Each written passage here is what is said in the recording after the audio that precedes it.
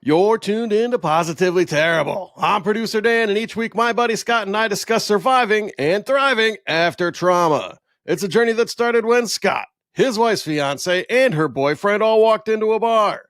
This week's decent human being is Carleigh. She's got a fucked up story about living with undiagnosed bipolar disorder. Settle in, my terrible listeners. Today's episode is going to be positively terrible.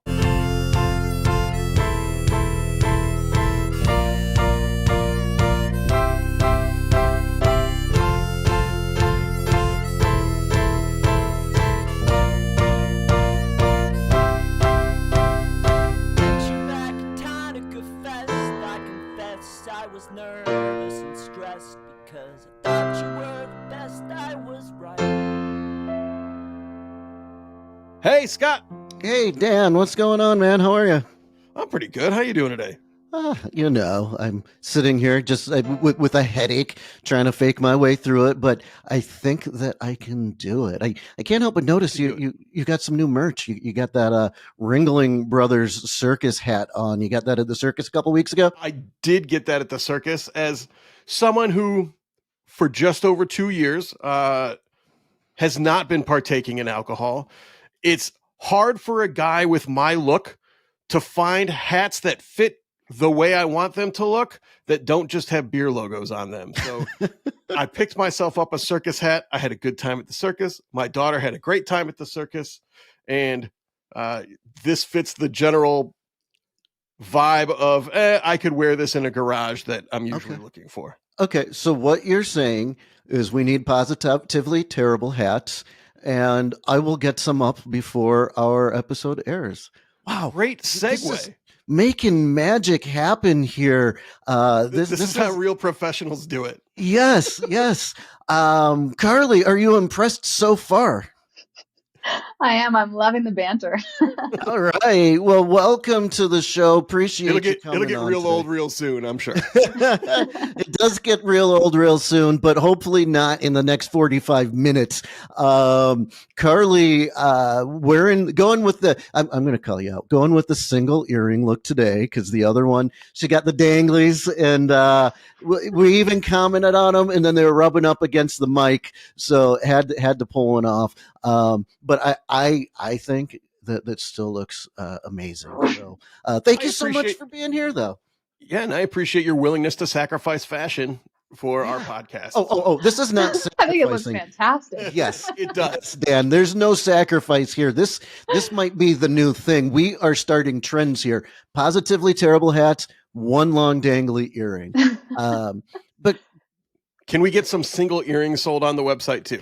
A little decal, a little positively terrible decal at the bottom. Yeah. Yes. Yeah. Well, Dan, I'll look into that. I will look into that. But Carleigh, you're here to talk about undiagnosed bipolar disorder. And you mentioned that it was, as a child, that it was undiagnosed, that you were growing up with it. And I will sit here and say, that's kind of news to me. I did not know that bipolar disorder was something that was diagnosed or could be diagnosed as a child. And maybe it can't, I don't know, but can we talk about your childhood a little bit? What were you like? I throw out this broad question to start with. What was young Carleigh like? Yeah, I love that question. And I also just want to say thank you for having me. I'm really honored to be here. And I don't know. It's definitely a rare thing for children to be diagnosed with bipolar disorder. And we didn't find out until I was actually 19. But young Carleigh, from an outside perspective, would have looked like a very normal middle-class child. At school, I was very hyper. It seemed like I did okay in school. I had friends. It seemed like a very normal upbringing. Mm-hmm. But internally, I was really, really struggling. And what you wouldn't see is that at the age of 12, I had actually planned on taking my own life. And that was the biggest thing that played on my mind day in and day out, really deeply struggling with depression. I used to take weeks off of school at a time, faking sick because I just wanted to stay in bed and watch TV shows like, what did I used to watch? Like Say Yes to the Dress and just bullshit TV. Right. because I didn't have the energy to get up and fake that smile that I wore every day. Nobody was aware of this. My parents weren't aware. My best friends weren't aware. My teachers weren't aware. Because it can be really easy when you're struggling to fake that if you're not really accepting it and wanting to be vulnerable. Yeah, and I'm not making light of it, but even even right now when I'm sitting here with a headache, masking is something that we all kind of do at times. And when it comes to mental health and personality disorders and those types of things, it's a way of just survival. Absolutely. Exactly. Especially at Did that you? age. I mean, that's what makes your parents happy, right? Like the good, happy kid that comes home and does what mom and dad needs them to do and goes and does good stuff at school. Like I could see very easily how your best option when you're 12 is to fake it. Hmm. Did you realize that it was kind of an act or faking? I knew that I was unhappy. I think I definitely didn't recognize the severity of it until years later looking back. And when I was actually studying psychology and reading about the percentages of people that have suicidal thoughts and the smaller percentages of people that actually plan on taking their own life, and realizing like, whoa, that actually was not normal. And it's not okay that I was in that position and nobody was aware of it. And that's why I'm so vocal about it now, because I know there are people who are suffering and who are wearing a mask and putting on a happy face and pretending that everything is fine when deep down they feel like they have no options left. Yeah, and it's it's the way. I mean, and I'm going to speak from the position of a man because I think Mm. it's sometimes there's even more stigma when men talk about mental health and what they're feeling. Um, so I just want to say I super appreciate the vulnerability and the sharing the stories, and that's kind of what we're all about here. So I get that, and I think that's kind of amazing. When you were a child, and did you think that other people were feeling the same way as you, or did you think you were different? I definitely thought that I was different Hmm. for sure. Um, yeah, I don't recall meeting anybody who I thought was struggling the way that I was. And that probably made things feel worse for me because I felt like everyone else is doing fine and I'm like alone in this struggle. So I should just try and pretend that I'm fine to, fit in with my peers and with my siblings, and just, it probably enhanced my desire to wear that mask and to not Hmm. necessarily admit how I was actually feeling. Why do you think you were doing that?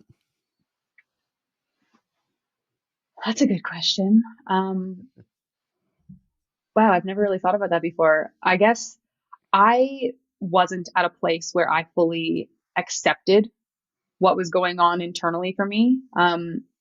So I are you think, saying kind of denial? yeah, yeah, exactly. A kind of denial and a kind of like, I thought that if I spoke up, maybe it would seem like I was just looking for attention, and like maybe, again, I didn't realize the severity of the situation until looking back years later. So I think at that time, I tried to kind of almost wear that internal mask as well and tell myself like, no, I'm actually fine. Like I'm totally fine. And if I admit that maybe I'm not fine, maybe I'll be seen as faking or as looking for attention, or, I didn't have the confidence to own how I was actually feeling or really admit it to myself even. And I guess I should ask, and maybe should have started with this. But what exactly is bipolar disorder? Yeah, that's a great question. So bipolar disorder, the major difference between major depressive disorder or depression and bipolar disorder is that we have this ability to experience both sides of the emotional spectrum. So depression is very much a low. And that's what I was really, the deepest depression I've ever had was when I was 12 years old and did have those intentions to end my life. The other side of it is mania, which is like this abundance of energy. You're super high. Like I've only experienced mania once, which is actually enough to warrant the diagnosis, which is when I was 19. And it literally felt like I was on ecstasy, but I was completely sober. I barely needed to eat, barely needed to sleep. I was speaking a million miles a minute. Like I speak fast anyways, but I was speaking so fast. People couldn't understand me, just like this overwhelming energy coming out of me that just needed to be released. And that is mania. At first, it's like things are too good to be true. And then it gets to the point where it's like, hey, no, this actually like is not sustainable and I need help in this moment. Okay. And during a mania, is this a break with reality, or is it just kind of, I don't want to, I'm going to oversimplify probably, or is it more of like an extreme hyperactivity? So for me, that's what it was. It was more of the extreme hyperactivity. For some people, mania can be really dangerous and you can experience delusions. A lot of times you'll hear stories about people who have bipolar disorder. And when they're in that manic phase, you might be like, I can't lose and I'm going to go and gamble all my money because I just feel so good and I know it's going to be a positive outcome. And then they don't win the money back and they go get sent into like a deep depression because now they've just spent all their money. So these things can kind of play out in you can have delusions and false beliefs. Thankfully, that didn't happen to me. And part of that is because at this point, I'd already been on a deep healing journey for a long time. When I experienced the mania, I was like, I know exactly what this is. My dad had me diagnosed with bipolar disorder a couple of years before that. So at that time, my biggest fear was actually that I had bipolar disorder. And when the mania came, I was like, okay, I know what this is. I don't know what to do to calm myself down in this moment. So I did go to the hospital, but I was able to keep myself calm enough that I could be collected and say, hey, I'm experiencing mania right now. I need someone to talk to. I just want to help myself calm down. Okay. And Nice. So, sorry, Scott, but, your dad was diagnosed a couple years prior as bipolar? Yes. Okay. Now, I'm going to ask, I hope this doesn't come off as insulting because it's not my intention at all, but your mania sounded kind of fun. Was it fun? Straight up, if I could be hypomanic, so like not full blown mania, but hypomanic all the time, I absolutely would be. And I've talked to other people with bipolar who agree because it is just this like, it feels like an abundance of energy. It feels like I can do anything. Things are just too good to be true. It's like you notice everything's a little bit brighter. You just notice like the goodness in every little thing and you notice all the little miracles around you. It's like, it's that opposite lens from depression. You know, when you are experiencing depression, it's like everything's a little bit gray and you notice all of the negatives around you. Whereas when you're experiencing at least a mild form of mania, it's like these rose colored glasses and it's like you're in love with life and everything's amazing. But it gets to a point where it's not sustainable. And for me, I experienced about 2 or 3 days of like really enjoying it, really loving it, high on life. And then it got to the point where I couldn't have a conversation because there was just this overwhelming emotion trying to pour out of me. I couldn't stand still. It's like I needed to just be moving and like, crying and not out of sadness, just out of like, whoa, I'm overwhelmed with this energy and emotion. And that's when I was like, I need to go to the hospital because this is not okay right now. And then, so what's the treatment for that while you're at the hospital? So I told them right away, basically, I don't want to be put on medication. That's not the route that I want to take. The reason, like a big trigger for me at that time was that I was in university. I was about to enter my third year and I was going on exchange to New Zealand. So my flight was on Tuesday and the day that I went to the hospital was the Sunday. I was so excited. This was the most exciting thing that had ever happened in my life. So that's where this trigger kind of came from. They gave me 3 days worth of medication, one for the Sunday night so I could sleep, one for the Monday, and one for the Tuesday to take on my plane on the way to New Zealand. But by the time I was leaving the hospital, I was there for about 7 hours and I had already like expelled so much energy. I wasn't really eating. I hadn't I haven't slept in a few days.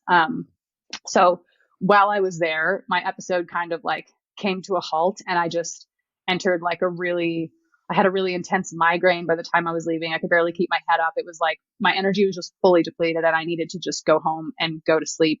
The normal course of action would have been, here's a prescription that you take every day indefinitely. And I was very adamant about not wanting that. And the psychiatrist I saw was really lovely and was like, I'm going to respect your wishes and let's just get you safely to New Zealand and you can revisit things if you need more help later on.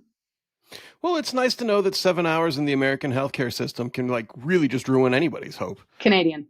Ah, well, you fucking ruined my joke. But that does explain your general niceness demeanor. I'm just waiting for the boots. But I mean, Is bipolar disorder, is it kind of on a spectrum? I don't know if spectrum's the right word, but at what point, I guess, does it go from that, okay, things feel good right now, to being a problem? That, I mean, there's different levels of mania, it sounds like. Hmm. Yeah, just as there are different levels of depression, I mean, people can live with high functioning depression where it's like you feel Yeah. the weight of the world on your chest and you feel that grayness and you have a hard time getting out of bed and being motivated, but you can still get through your day versus the kind of depression that's so crippling that you literally cannot get out of bed or think about, moving through the day. Mania is the same, that there are different levels. And I like to talk about the majority of my experience being that hypomania. It's like a very mild form of mania that I was still functional. I was still able to go about my day and, drive a car and do the normal things. Whereas when I was experiencing that proper mania, I I could tell because I'm very self-aware, I was not in a place where I was able to function normally. And I was like, this is, if I can't stand at work and have a conversation with a customer without feeling like I need to run outside and cry for no reason, I need some help right now. And that was kind of the difference. And realistically, the first probably month or so that I was in New Zealand, I was experiencing mild mania, but it wasn't so much that I wasn't able to sleep or eat or any of these things. I was able to still function normally, but kind of with this like rose colored tinge on and with a little bit more energy than Mhm. maybe my normal baseline. Okay. And it's not his story, but is that similar to your dad's experience, or is his different? That's a great question. So he was diagnosed much later in life. He was in his 50s by the time that he was diagnosed. And he had gone through a really dark depression right before that. He was very on edge all the time. And it was almost like it wasn't the kind of depression where he needed to just be in bed all the time. It was like almost this weird combo of like feeling really negative, but having all of this really heightened energy, which is something that's potentially more common with bipolar because it's kind of getting both sides of the coin at the same time, high energy, but really low mental state. Um, so that was really when he hit his rock bottom. And that's when he was finally diagnosed. But it was again years later in life. And I don't know that he experienced deep depressions early on the way that I did, or at least that he's spoken to and accepted and reflected on. Yeah. Well, and you said that you were afraid of being diagnosed because your dad had. Was it just the knowledge that it was possible, or were there things you saw in him that frightened you? Yeah. So a big part of my mental health as a child, and probably also a big part of the reason why I didn't feel comfortable speaking up about what I was going through, was my dad and I had a really rocky relationship. We were both undiagnosed with anything to do with mental health. We weren't aware that it was a thing, but we are very similar in personality, and we were both very stubborn, and we butt heads a lot. So we didn't really get along when I was growing up. And he used to have big temper tantrums, and he would throw things, and he never hit me, but it was a very emotionally abusive relationship at times. Mhm. And I've totally forgiven him. We're like best friends now because I understand he was sick and he was struggling, and Yeah. that was coming from this place of sickness. But when he was diagnosed with bipolar, I was actually diagnosed with ADHD, which was my first diagnosis, about 4 months later, which I don't know how we missed that for 18 years because it seemed very obvious looking back. Well, I was diagnosed at 44, so 43. There you go. Yeah. Yeah. So it happens. Mhm. But when I received that first diagnosis, it did become my biggest fear that I also had bipolar disorder because of the way that my dad and I treated each other when I was growing up. I had this fear that I would become this person who had temper tantrums and yelled at my children and all these things that I saw in my dad that I did not want to become. Why do you think he got help? He really needed it. He was really struggling at the time when he finally did get help. And he'd been on a healing journey for a long time. He took different things like A Course in Miracles. And he really wanted to become a better man and a better husband. He quit drinking Sure. for years. Um, but it always kind of went in waves, and then all of a sudden he would be drinking again, and the tantrums would come back, and Yeah. you know, healing journeys. But when he finally got the help, it was because he really was at rock bottom and needed that help. Yeah. And I don't like talking about other people's stories who aren't here, but obviously this is very intertwined with yours. Mhm. And I is it bleh, I can't talk. Is bipolar disorder hereditary then? It is, absolutely. Yes. And the good news there is that, so we know my dad's been diagnosed, I've been diagnosed. We strongly believe that his dad was undiagnosed and his dad as well. So we know this has been passed down through the family. Thankfully, it doesn't seem to have affected either of my brothers, and I don't think either of my dad's brothers or sister either. Mhm. But that being said, I'm very confident that because the work I've done in this lifetime, because of the healing that I've done to shift my mind and to really find healing, that I'm not going to be passing it on to my children. So I've kind of broken that chain, and the work that my dad's done too, because they go hand in hand with us mending our relationship. Yeah. Um, yeah. Can you tell me a little bit about that? Because as someone who has no experience here, I would think, well, if something's hereditary, it's hereditary. And the actions that we take, I have a hard time seeing how that keeps it from being passed to the next generation. Yeah, well, I mean, part of it is hopefulness, but it's also epigenetics is a huge thing. So our genes are constantly shifting and changing based on the way that we go about our life. Like obesity is hereditary, but that doesn't necessarily mean that everywhere back in the family chain there was obesity. It may have started somewhere and been passed on and continue to be passed on, but that can still be broken with lifestyle and a variety of factors Okay. and not passed on.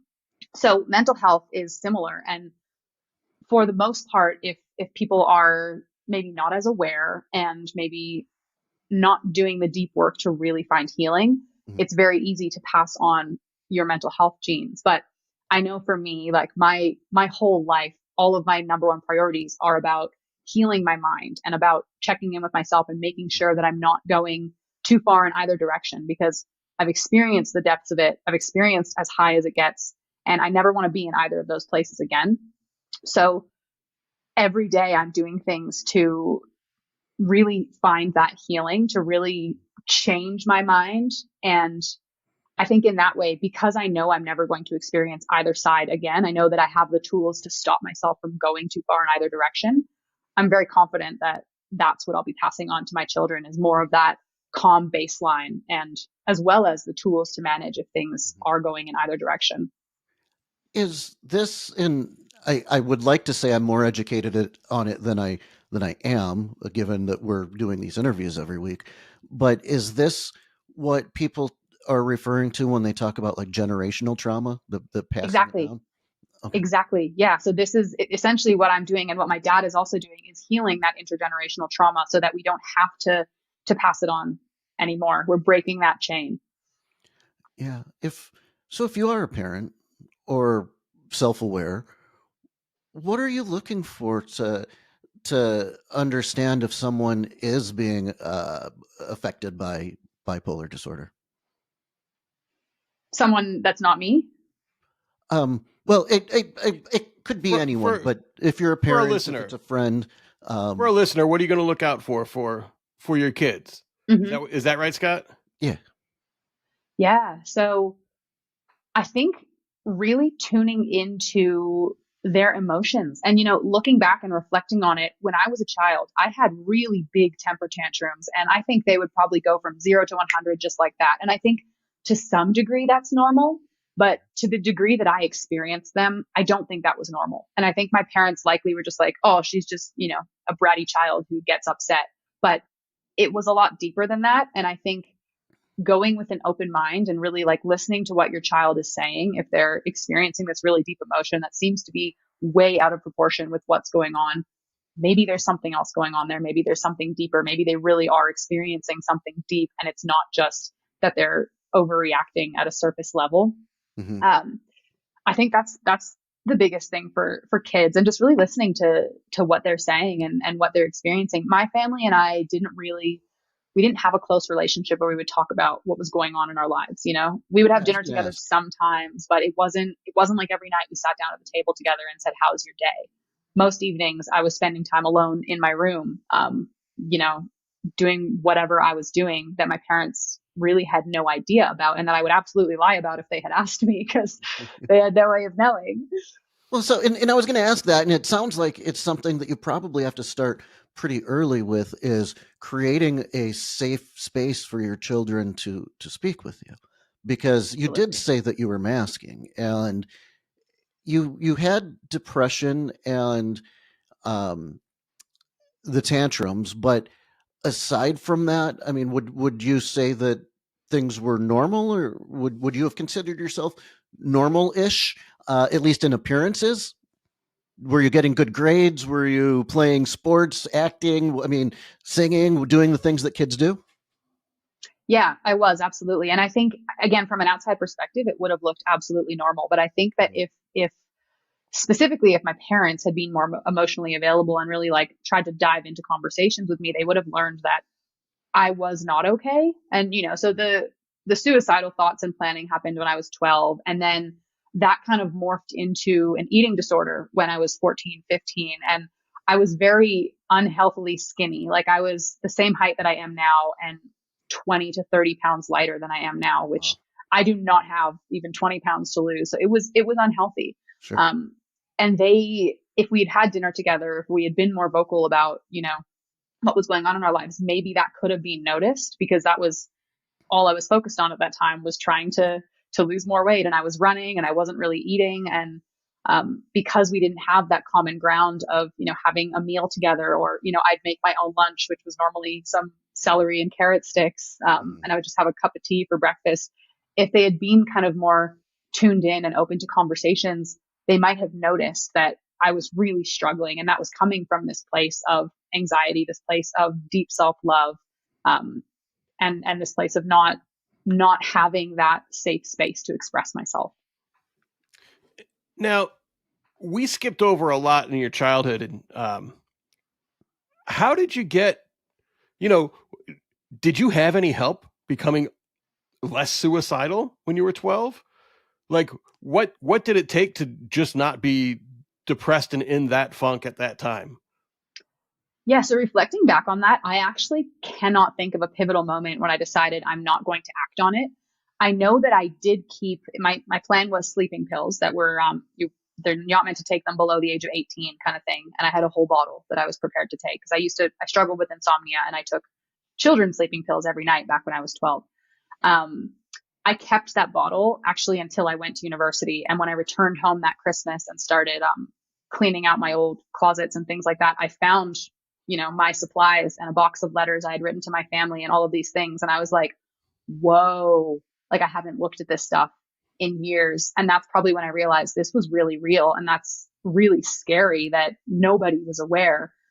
Because I don't remember a pivotal moment when I decided I'm not going to do it. I know there were days when I was like, tonight's going to be the night. And I don't know exactly what stopped me. I'm so grateful that I never actually attempted. How long was this period of your life? A few months at least. Again, I don't remember exactly a pivotal moment. I do remember at one point having a cut on my wrist, and that wasn't something I did regularly. I did it maybe once or twice because I had heard that maybe it was helpful for some people, or that I was trying to feel something when I felt numb. And I remember being in gym class and changing, and one of my best friends noticed, and I kind of like made a joke about like, oh yeah, I accidentally like broke my mirror, like it slipped kind of thing, and we just kind of wrote it off. And the next day I told her, like, how I told you that was an accident. I was lying basically. And she started crying. And that was a moment when I was like, whoa, like this human really cares about me. And if I do this thing, it's actually going to affect people beyond just me. So that was definitely a pivotal moment of realizing like, oh, like someone does love me, Yeah. and maybe I'm being selfish by wanting to end it. You know, I just want to take a moment to recognize that part about depressive episodes, is when people look at depressed people, or I put that, I did air quotes, I did it the wrong part. Depressed people as weak, Mm, mentally weak. I think that that's a stigma that's going away, but I think it's been there in the past. I always say that people who are depressed are some of the strongest fucking people we know. They get out of bed for other people. They do so much for other people. And sometimes that's not enough.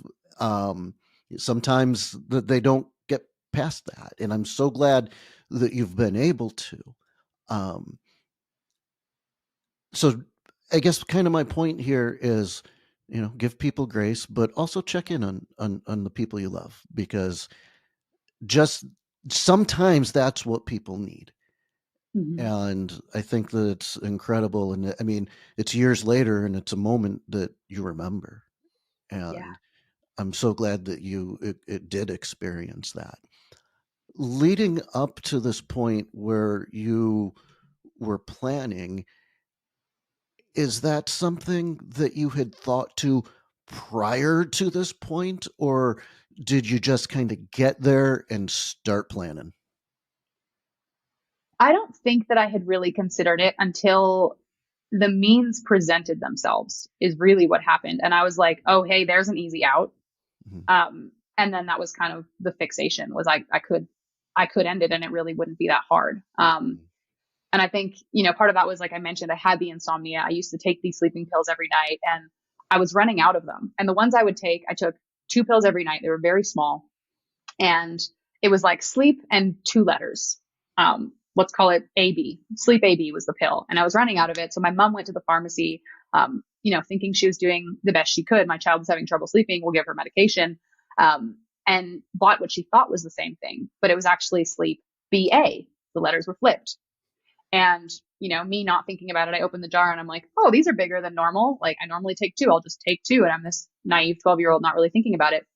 And I remember lying in bed and feeling legitimately high. Like, I remember looking at the ceiling and all of a sudden the ceiling was like right in front of my face. And I like screamed and shut my eyes and opened my eyes, and things were just weird. Like, this was doing weird things to me. So I read the bottle and it said adults 18 and over take 1 pill nightly. And that's when it kind of hit me, like, whoa, if I took this whole bottle of pills, I would probably just fall asleep and never wake up. And that sounds like a great idea.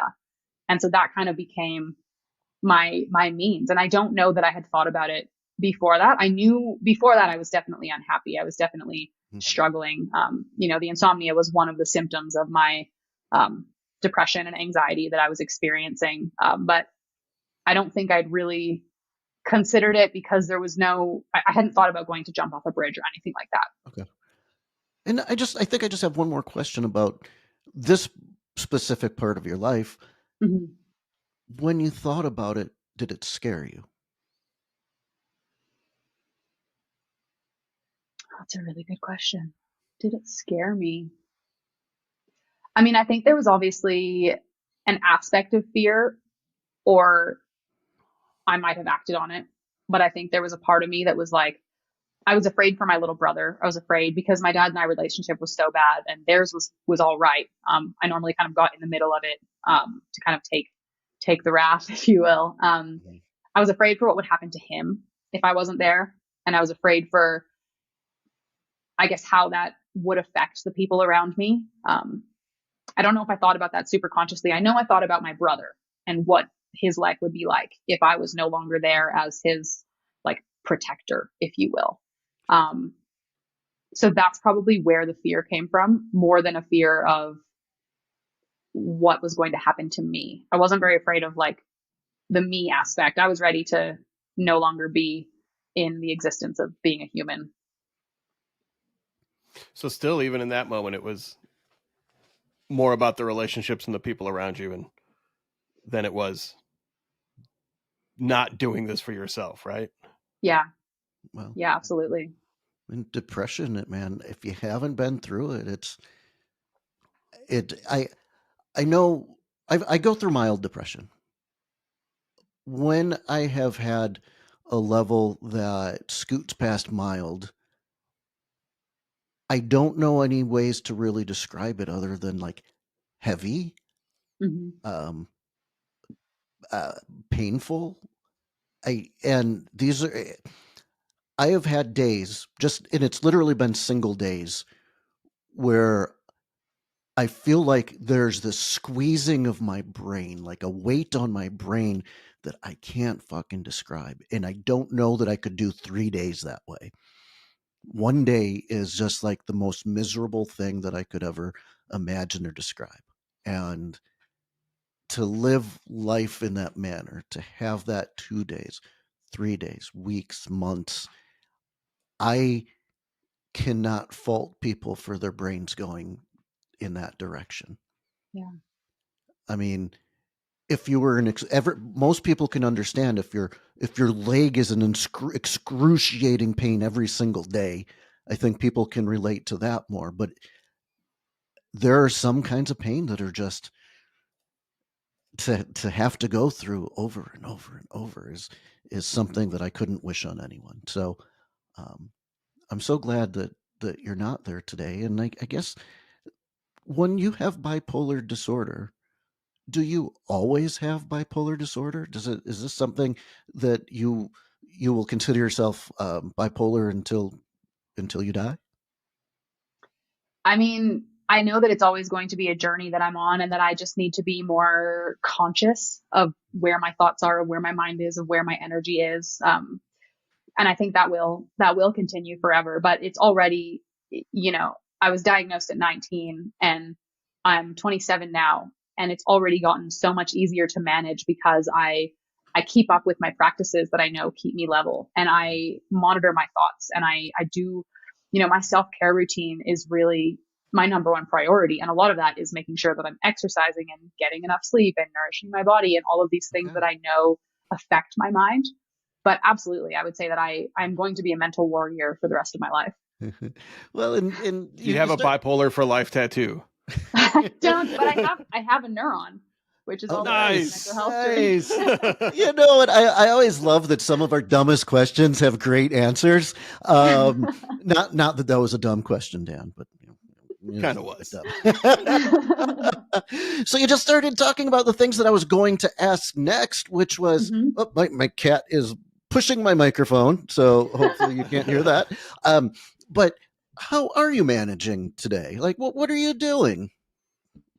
Yeah, such a great question. And it's honestly taken me years to find like a program that really works. But like I said, my mental health is my number one priority. So I've created what I call my 7 pillars of mental health, which are, it's basic self-care, but it gets so under the radar in the way that it's actually related to our mental health. So that's exercise, sleep, nutrition, meditation and mindfulness, connection with nature, huge one, connection with other humans, and taking proper self-care time to do whatever it is I need to do, which I love to take baths and just have like relaxing me time. And when I'm doing all of these things, I can be a totally high functioning human, not going in either direction of my emotions, and living a happy life. And I notice when any of the times over the past, 8 years since I figured out that I have bipolar, when things have started to slip, it's normally like, okay, well, I haven't exercised in a few days, and then I'm having poor sleep because I'm not exercising, and I've eaten junk food 3 days in a row, and now all of a sudden I'm feeling crappy. And it's like, oh, I haven't reached out to my friends in a while. It's like when you start to drop the pillars, that's when the negative mental states can start coming back. But when I'm doing all of these things, and this wasn't the starting point for me. There was a long journey of like accepting my past and coming back to self-love and all of these things that I actually teach clients how to do. But this stuff, my 7 pillars, are the maintenance that I'm doing every single day. Yeah. And I will say, when we talk about like treating things holistically without meds, that type of stuff, it's not something that I'm super familiar with. And, there are extremes that can be kind of out there that I'm like, what? I'm not so sure that's for me, but if it works for you, that's great. What I will say is when you talk about your 7 pillars, it's very relatable. And in that, I notice the same things when I'm not exercising, which is often, when my diet is bad, again, way too often, those types of things, not doing them have a snowball effect. And I can't help but like, I struggle, Carleigh, with all of this. And I can't help but notice when I wake up in the morning and take my dog for a walk that I feel so much better to start my day. But way too often I'm able to say, let him out in the backyard and then I'll take him for a walk later. And I don't know that you have an answer, but how do you get past that part? I mean, so much of the stuff is in my brain. I know that and to be fair, I've been struggling with long COVID, and I need this more now than ever, and it is harder now than ever. So how do you take that first step? Yeah. And the thing that's hard about these practices is that when you need them the most is when they're the hardest. It's when you're experiencing those hard days and you're like, I really need to exercise and I just can't make myself do it. And building those habits and building, a lifestyle around the things that are healing for you is really where it starts. And it's taking it day by day, and finding the motivation can be hard if you're thinking like, 20 minutes of exercise, that sounds like a lot, but it can start with something as simple as, okay, I'm not going to actually take my dog for a walk. I'm just going to put his leash on. And then maybe I can step outside, and kind of breaking it down in these little steps. Cause maybe by the time his leash is on, you're like, all right, well, let's just screw it. Let's go for a walk. Let's do it. And then you feel better afterwards, which is simple in theory. Well, I'm feeling emotions right now. And the reason I am is because it is hard, but you're reminding me of things that I've learned for myself, is that I always used to say, if I can get my gym shorts on, I'll work out. Yeah. And I've lost that. And Lost your gym shorts or your ability to get them on? Too small. I'll get you some shorts, Scott. Maybe it's a little more of the latter. It's also about finding ways to bring these in ways that don't feel like a chore to you. Like if my main form of exercise was going for a run, I would never do it because I don't enjoy running. I'm like, that's not fun for me. You need to find ways that are actually like inherently joyful for you. And also recognizing, like, if it's exercise, recognizing the moments in your day where you're already exercising or where there's opportunity for a little bit more, like parking further away at the grocery store and just adding in those little bits and giving yourself that grace that you are trying. Thank you. I feel like this episode is for me right now, not for our listeners, because I'm really at a point where I need a lot of this for health reasons. And I did get a dog to help me. I'm not going to run either. And then I ended up getting the laziest fucking dog you can ever find. It literally took, like, this morning, we've done a couple interviews today, and the first one, I thought I was going to be late for because it took us like 25 minutes to get around the damn block. Part of it was him going slow. Part of him was he was in one of his moods where he wants to sniff every damn thing. And I got him as a senior dog, so I haven't, like, he's not being trained. He's just living out his golden years, and I ain't going to tell him what to do. Yeah, for sure. So I love this, though. I know you said you've got something that our listeners could download, and I think I need to download some of this. Where can they find you? Where do you have a website, social media? What kind of stuff you got for us? I do have a website, and yes, I have a guide that's called The First Step Towards Overcoming Anxiety. And it's all about essentially cultivating self-love, which really, like I said, the 7 pillars are the maintenance, but before those things become easier to implement, it's about cultivating the self-love, returning to your why, choosing that, you're worthy of healing, and making that decision every day. I'm worthy of healing, so I need to show up and take my dog for the walk because I know it's going to be good for me. And when you have that self-love piece and you return to your why, it becomes a lot easier to do the things that are going to be healing for you. Carleigh, thank you. I am oddly emotional hearing all of this stuff because I'm resonating again. When Dan reads the beginning and says, when Scott, his wife's fiance and her wife's boyfriend walked into a bar. I was in an abusive marriage. And how did I get there? By putting everyone else first, by not giving myself the love that I needed. And it wasn't that I disliked me. It's just that I didn't prioritize me. And it's been kind of something that I've done my entire life. And all of this is just incredibly helpful. And again, I feel we have emotional episodes. I don't feel like this stuff is as emotional right now as a lot of the stuff we've talked about, but it's like, oh shit, this is hitting really hard right now. And thank you so much. Carleigh, is there anything else that you'd like to say? Tell our listeners before we start moving on and to the end.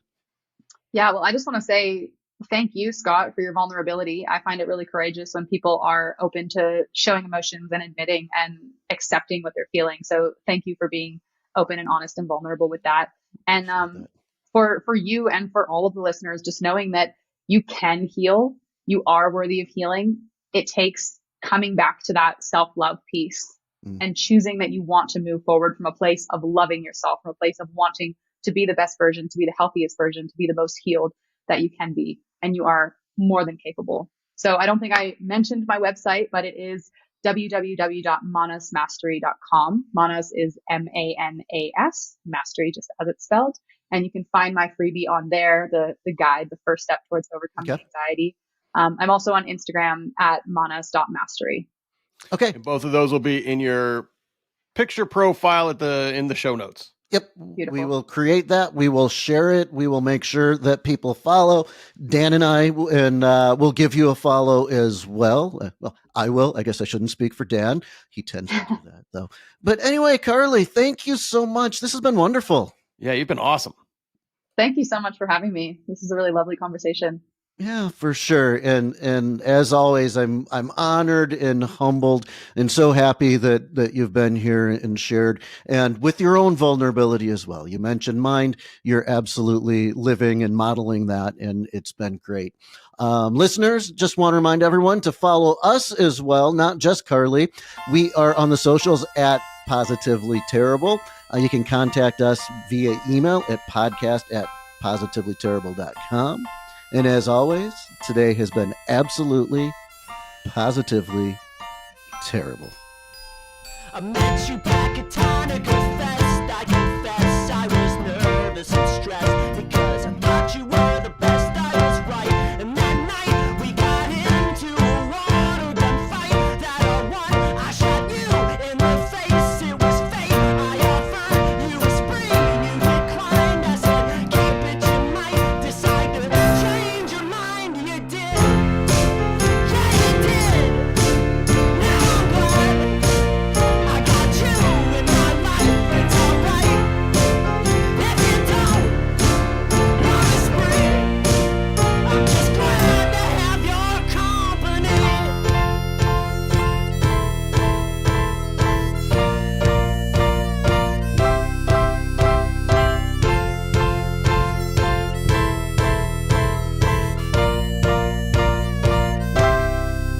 Then we got Rhino after that. Rhino was the fattest cat. Now we got Alan Rue. I am so lucky I found you. And then I know you like the boss. Or I am never at a loss to find the words that I should say. Because I love you to this day. It was fate. I offered you a spring. You declined. I said, keep it, you might decide to just change your mind. You did. Yeah, you did.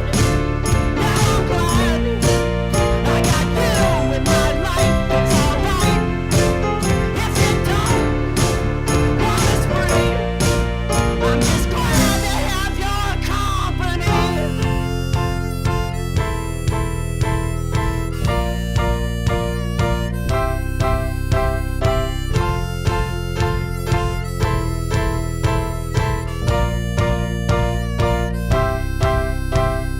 Met you back at Tonica Fest.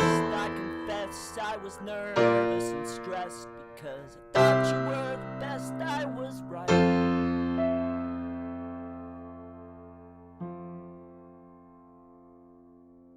Positively Terrible is a part of the Terrible Podcast Network.